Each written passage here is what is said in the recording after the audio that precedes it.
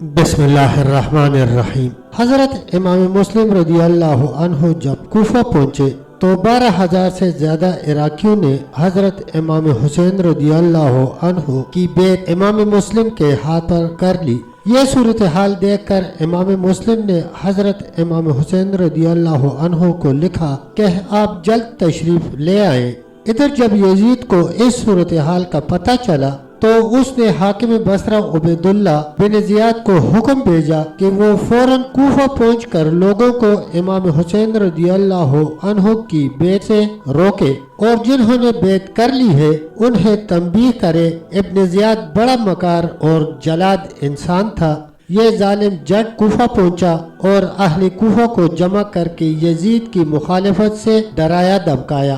اور بڑے بڑے لالچ دے کر انہیں حمایت حسین سے روکا اور سب پر اپنا رعب داب بٹھایا۔ حضرت امام مسلم رضی اللہ عنہ یہ صورتحال دیکھ کر رات کو ہانی بن عروہ کے مکان میں تشریف لے گئے اور فرمایا، اے ہانی، میں یہاں غریب مسافر ہوں، تو اہل کوفہ سے خوب واقف ہے، میں تیری پناہ میں آیا ہوں، مجھے اپنے مکان میں پناہ دے۔ ہانی نے قبول کیا اور ایک حجرہ اپنے گھر کا ان کے لیے خالی کر کے دے دیا۔ ابن زیاد کو پتہ چل گیا کہ مسلم کو ہانی نے پناہ دے رکھی ہے، چنانچہ اس نے اپنی فوج بھیج کر ہانی کو گرفتار کر لیا اور اس طرح کوفہ کے دیگر رؤساء و عمائد کو بھی قلعہ میں نظر بند کر دیا۔ حضرت امام مسلم رضی اللہ عنہ کو اس صورتحال کا پتہ چلا تو آپ کی رگ ہاشمی جوش میں آئی اور اپنے دونوں بچوں کو قاضی شریک کے گھر میں روانہ کر کے محبان اہل بیت کو بلایا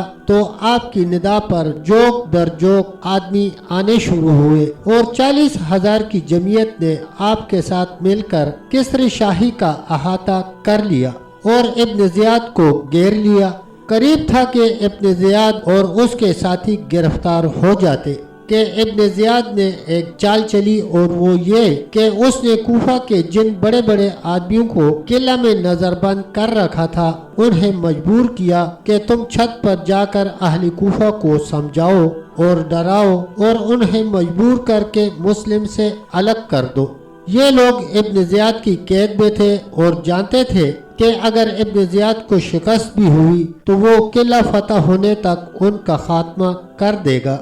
اس خوف سے وہ گھبرا کر اٹھے اور دیوار قلعہ پر چڑھ کر چلائے کہ بھائیو، مسلم کی حمایت تمہارے لیے خطرناک ہے، حکومت تمہاری دشمن ہو جائے گی، یزید تمہارے بچے بچے کو مروا ڈالے گا، تمہارے مال لٹوا دے گا، تمہاری جاگیریں اور مکان ضبط ہو جائیں گے، اور اگر تم امام مسلم رضی اللہ عنہ ہی کے ساتھ رہے تو دیکھو ہم جو ابن زیاد کی قید میں ہیں قلعہ کے اندر مارے جائیں گے۔ اپنے انجام پر نظر ڈالو، ہمارے حال پر رحم کرو اور اپنے گھروں کو چلے جاؤ۔ یہ ہیلہ کامیاب رہا اور حضرت امام مسلم رضی اللہ عنہ کا لشکر منتشر ہونے لگا، سب بے وفائی پر اتر آئے اور حضرت امام مسلم رضی اللہ عنہ کا ساتھ چھوڑنے لگے، حتیٰ کہ شام تک حضرت امام مسلم رضی اللہ عنہ کے ساتھ صرف 500 کی تعداد رہ گئی اور غروب